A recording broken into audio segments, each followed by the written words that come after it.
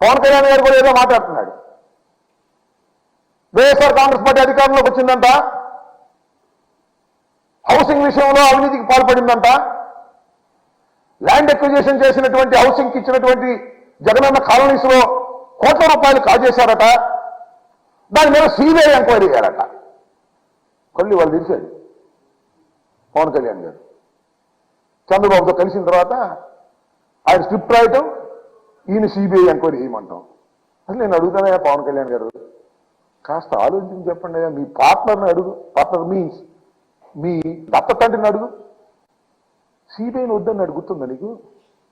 CBI రాష్ట్రంలో రావడానికి వీళ్ళదని తాళాలు వేస్తాడు.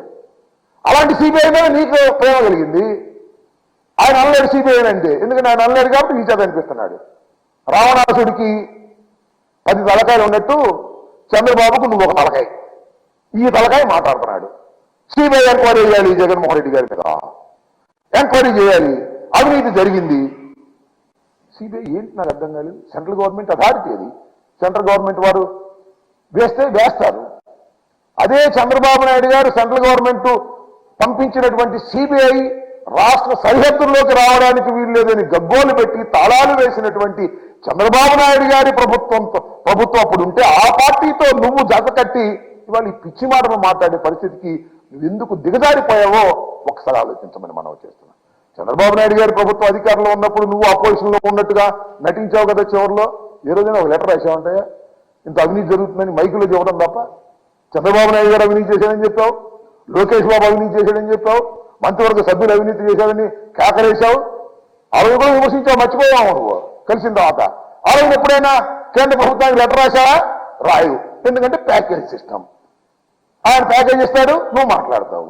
ఇవాళ కూడా నువ్వు ఆయన ప్యాకేజ్ ఇస్తేనో ఆయన ఏదో ఇస్తేనో జగన్మోహన్ రెడ్డి గారి ప్రభుత్వం మీద సిబిఐ ఎంక్వైరీ చేయాలని లెటర్ రాసేటట్టి స్థాయికి దిగజారిపోయినటువంటి పరిస్థితిలో ఉన్నామనే విషయాన్ని ఈ సందర్భంగా నేను చెప్పదలుచుకున్నాను.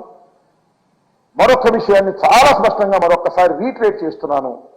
ఈ జనసేన తెలుగుదేశం పార్టీ కలయిక 2 అరాచక శక్తుల కలయిక. ఈ కలయిక రాష్ట్రానికి ఆరోగ్యకరం కాదు.